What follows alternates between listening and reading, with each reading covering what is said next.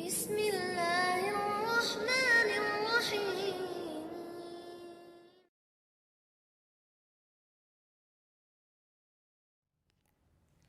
Kita bangkit ke rakaat yang kedua.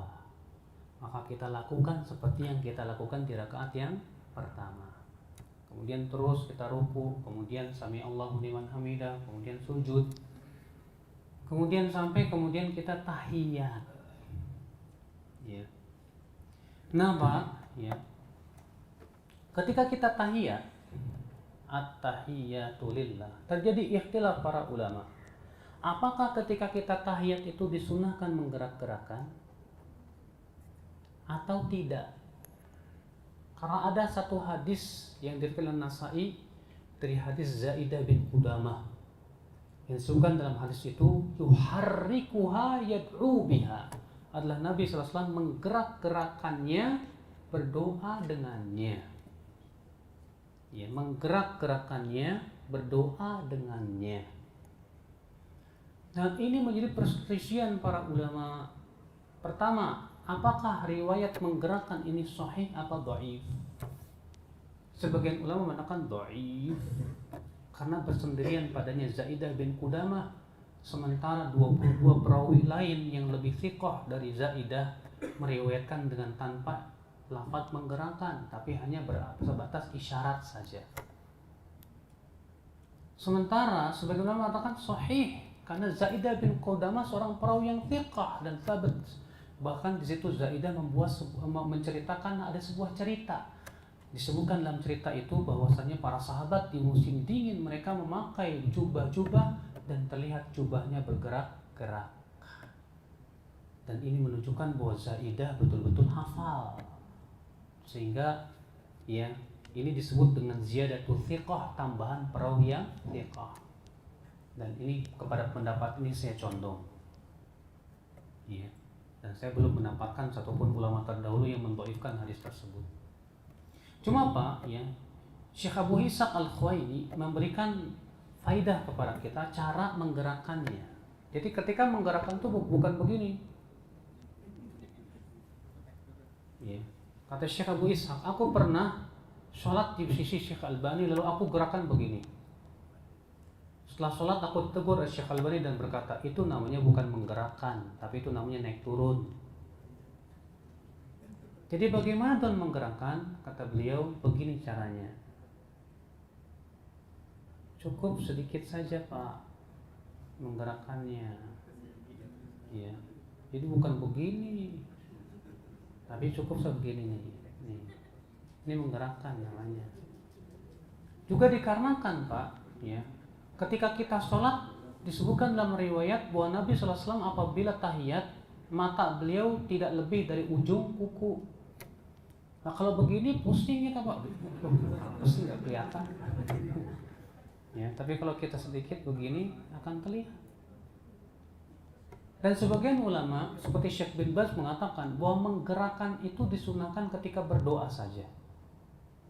Karena lafadznya adalah mengatakan yuharrikuha yad'u biha. Beliau menggerakkannya, berdoa dengannya. Ini menunjukkan bahwa sunnahnya menggerakkan ketika berdoa. Dan pendapat ini pun insya Allah kuat. Ya, jadi kalau kita menggerakkan ketika tahiyat kita gerakan, tidak gerakan. Tapi ketika berdoa kita gerakan. Ini menjamak semua pendapat dan itu insya Allah kuat. Ya. Allahu a'lam. Kemudian Pak, apa hukumnya? Kemudian tahiyat. At-tahiyat ada dua lafaz. Lafaz yang pertama tahiyat Ibnu Mas'ud ini yang sahih, riwayat Bukhari dan Muslim. Yang kita baca at-tahiyatu lillah was-shalawatu wat-thayyibah. Assalamu alayka ayyuhan nabiy wa rahmatullahi wa barakatuh. Assalamu alayna wa ala ibadillahi shalihin. Asyhadu an la ilaha illallah wa asyhadu anna Muhammadar Rasulullah. Ada lagi tahiyatnya Ibnu Abbas, saya kurang hafal. At-tahiyatu thayyibatu. At-tahiyatu apa? Saya pengen apa? At-tahiyatul mubarakatuh thayyibat, as-salawatu thayyibatu lillah. Iya. Itu pun sahih dari riwayat Muslim. Ya. Jadi kedua-duanya boleh.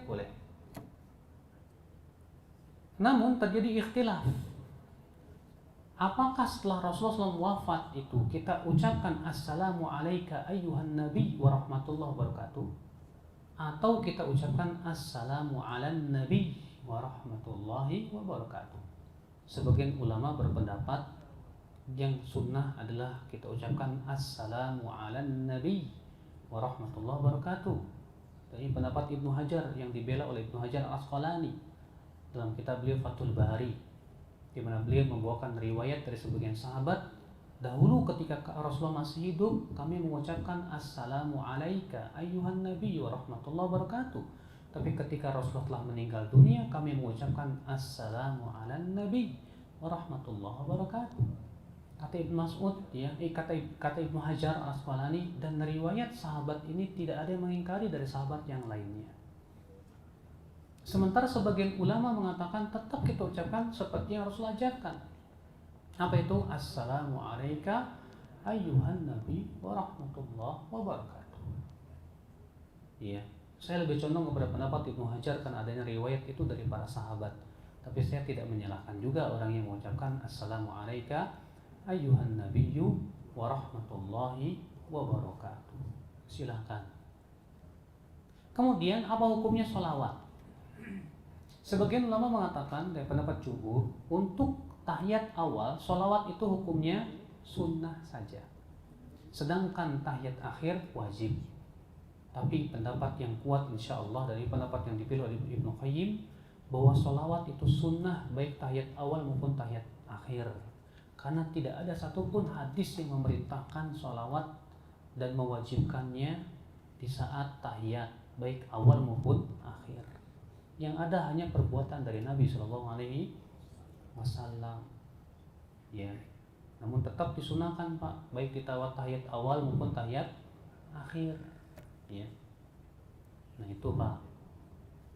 Kemudian setelah kita sholawat, dan lafaz sholawat yang paling sahih begini Pak, Allahumma shalli ala Muhammad wa ala ali Muhammad kama shallaita ala Ibrahim wa ala ali Ibrahim innaka Hamidum wa barik ala Muhammad wa ala ali Muhammad kama barakta ala Ibrahim wa ala ali Ibrahim innaka Hamidum Majid. Itu yang paling sahih dari Bukhari dan Muslim. Bapak nggak boleh Pak ketika sholawat itu baca sholat badriyah, atau Bapak ketika habis tahiyat baca sholawat nariyah, nggak boleh. Ya.